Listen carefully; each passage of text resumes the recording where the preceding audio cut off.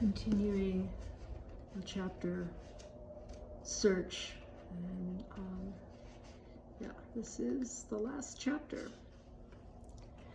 I had been on my hands and knees in the soggy ground a dozen times trying to find the next straight step in his winding, erratic course.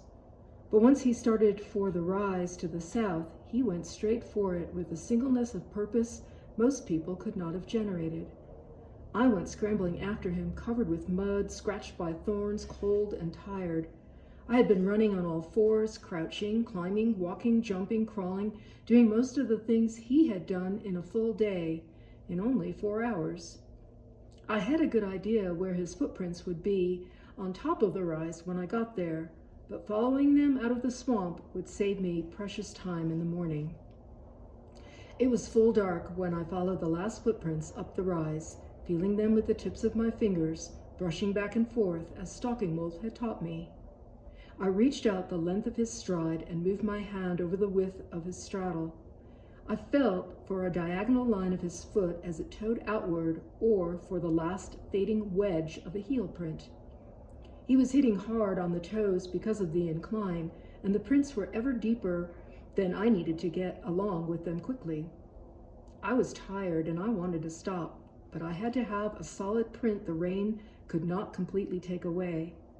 Finally, I collapsed, panting on top of one good a little ways off the dirt road. The police assumed he was running away, although they never said why, and they assumed that he would logically take the nearest road. But he had come to the road by a circuitous route, and to a large extent by accident.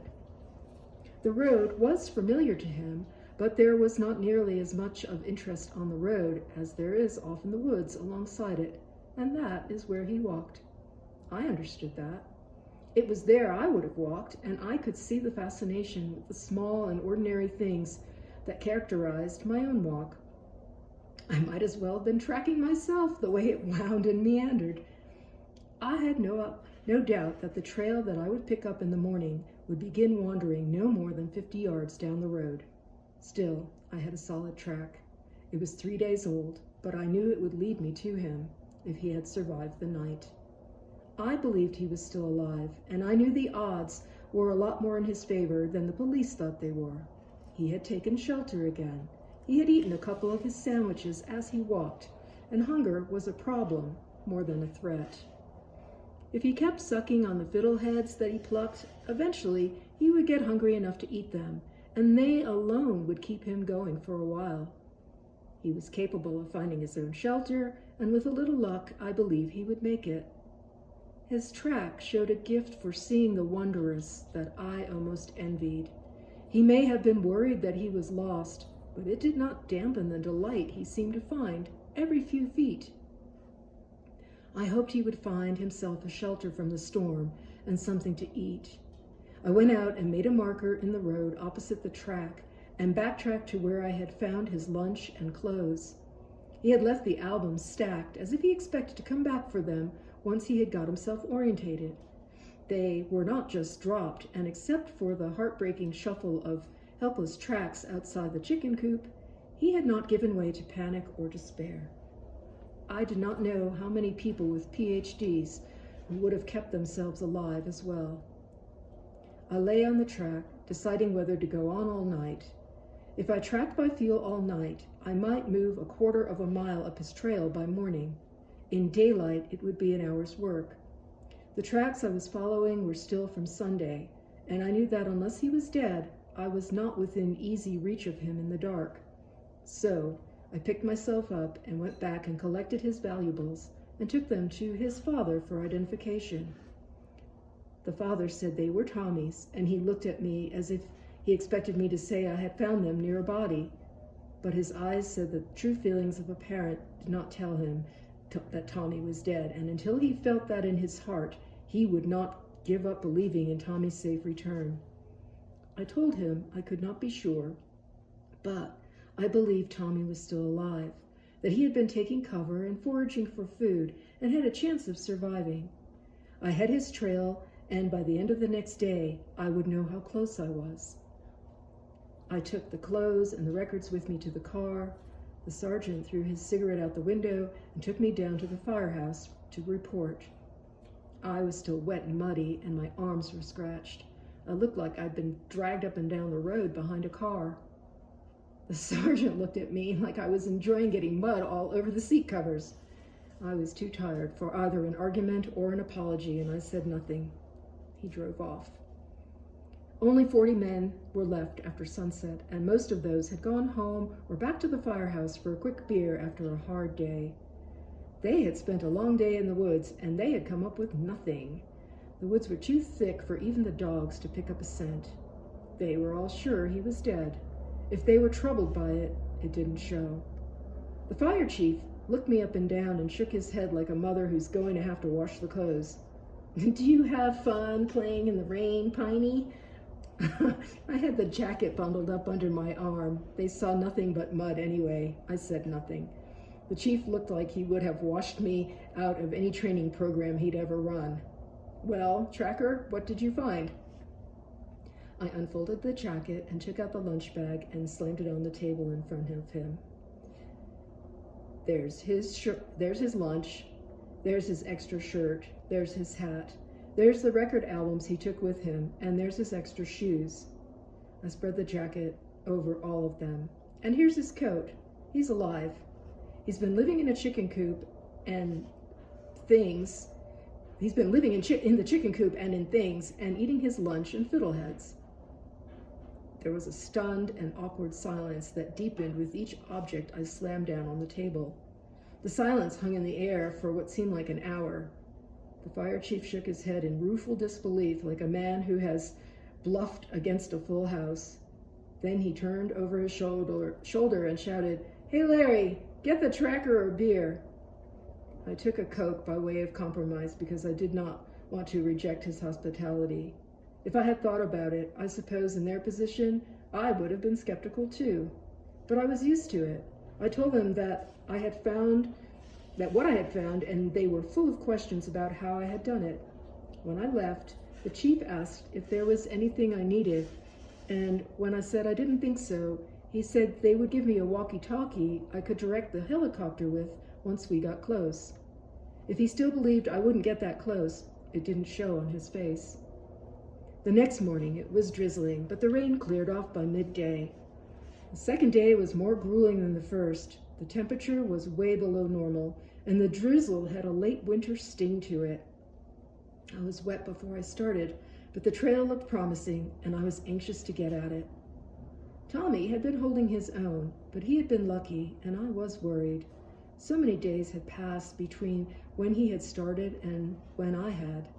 The trail ran parallel with the road for a while, and I went flying along it, watching for the zigzags to come back into it. I think he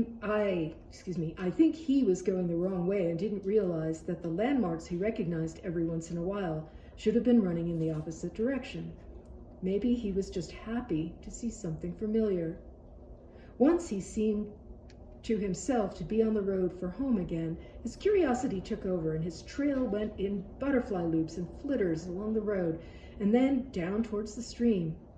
The ground softened up a little, but the prints still held, and then they disappeared. I had to go slowly and track by broken branches and kicked over stones. Even where the prints were good, the briars had thickened up, and the undergrowth was almost impenetrable. I was scratched bloody before I had gone half an hour. The trail went up one rise after another, and the tracks got fainter as they went uphill. I had to track along the ridge by misplaced stones and broken branches over hard terrain. After the second rise, I skipped going up any hill or ridge and went around them. I looked for the tracks coming back down again. They were always clearer in the softer soil at the bottom of the slope, and it saved me hours.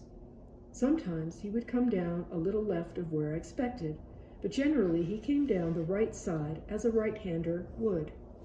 He crossed the stream, but the trail was easy to pick up on the other side. The ground went uphill again, and the underbrush got thicker and thicker. I'd been going for several miles through very rough territory as fast as I could. I was out of breath. I was sweating with exertion, but my hands were cold and my fingers were frozen from running them through the wet grass or grasping the wet branches to see how they were broken. And when I found 2 more lay spots where he had stopped to rest, and I believed he must have come out on the macadam road very late in the day, but his tracks ended at the road. They had a number of soldiers waiting along the road to be told where to go, but there was nothing I could tell them. The tracks had come out onto the hardtop late Saturday, and there was only one way to find out where he had gone from there. A half an hour later, I was walking a 20-foot zigzag across the road from one shoulder to the other, looking for tracks he would have begun to make when he came off the road again. I found them about 200 yards north on the left side of the road. From the road, he went to the farmhouse, but there must have not been anybody at home, and probably the dogs had frightened him away. Near the lay spots near the stream, I had found places where he had knelt and hid, probably from the searchers. It must have been terrifying for him, all those strangers calling his name, all that noise, the dogs barking, and then that helicopter going back and forth over his head like it was after him. I could see his pace pick up. They must have been in the woods after him after his nap, and he heard them and took off. Well behind the farmhouse, there was an old chicken coop and a good warm barn. I followed the tracks to the chicken coop and looked inside. I found his lay marks in the straw where he had slept. From there, his prints went across to the horse barn, but between the two, the prints went back and forth in a bewildering pattern of running, crouching, scurrying, back and forth like a mouse going between food and its hole. He must have slept in the horse barn and then moved to the abandoned chicken coop before anyone got up. He had been raised on a farm, and he knew the hours. There was a lot of fear and indecision in some of the tracks, as if sometimes he went back to the coop out of boredom or to get something, and at other times he was trying to hide. Either the people had been away or he had kept out of sight remarkably well. There was a hint of play in the footsteps as well, as if he was certain he was hiding for his life from the strange men, but couldn't divorce it from the game of hide and seek. When I went over to the horse barn, I knew he was still alive somewhere.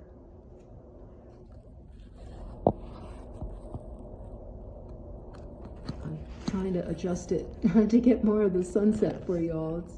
It's not so good there. There we go. In the horse feed, which comes as a sticky mixture of grain and molasses, someone had ignored the scoop and crawled. In the horse feed, which comes as a sticky mixture of grain and molasses, someone had ignored the scoop and clawed out a handful to eat. I went around the room and found more of it dropped in the corner of one of the stalls, where he had apparently cowered and gobbled it down. There were some old apples lying in a half barrel, and he had gotten into them and eaten the cores and whatever was still edible on them. He had nibbled the corn that had been left lying around as well. He had kept himself better fed than I'd been able to do in Death Valley, and every time I found something of his, my admiration for him grew. He had, according to the tracks, stayed there probably Sunday, Monday, and Tuesday, which meant he had been in relative warmth of the horse barn when the temperatures had dropped below freezing, and the searchers started to look for the blue-fringed corpse that the freeze should have left for them. It took me a long time to decipher the tracks, to figure out how long he had been there and when he had left. Apparently, he had gone away from the barn on Wednesday in the morning, when the weather had been better, and had gone exploring north. A mile or so down the road, I followed his tracks around the perimeter of a large dog pen. He had come close to it and then jumped back and started running away from it, probably as the dogs had come howling and barking towards the fence.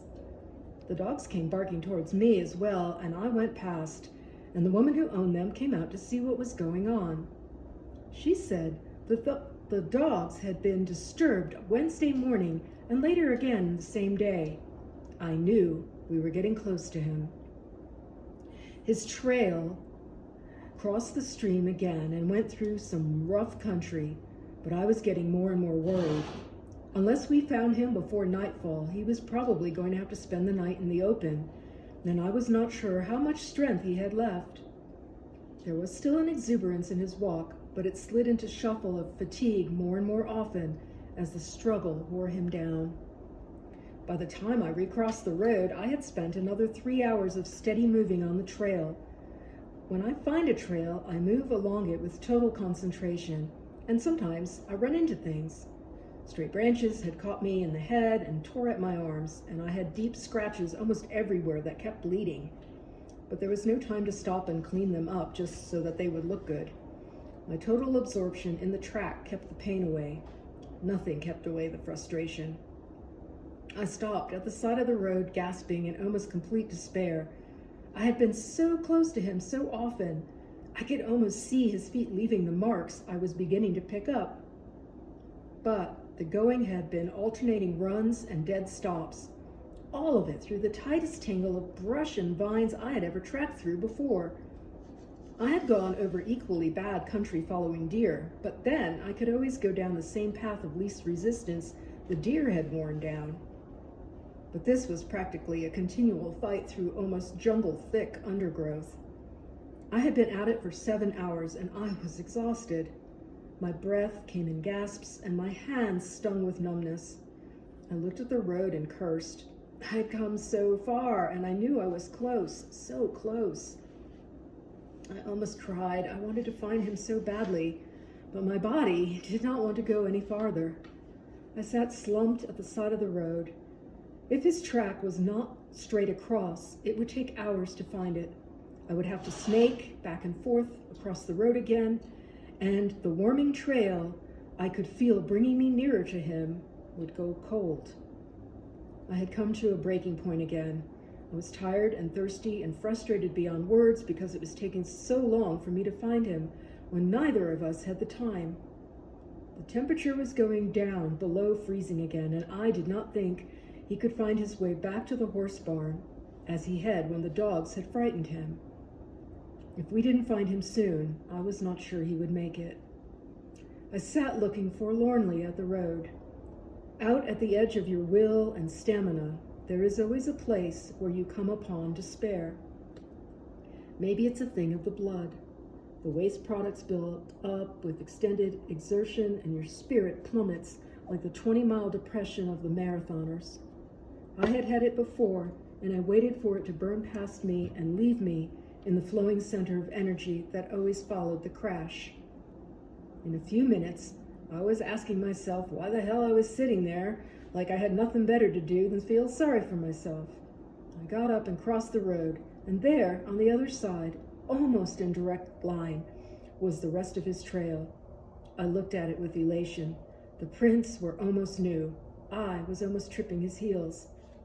I felt the rush of my second wind go through me, and I plunged into the underbrush with a little cry of joy. I knew he's only a little ways ahead of me, and I could feel myself getting stronger and stronger. But the woods were the worst of all I had been through, and instead of a mat of branches tied together by the creeping thorny vines, there were whole patches of briars to be gone around. But Tommy had not gone around them.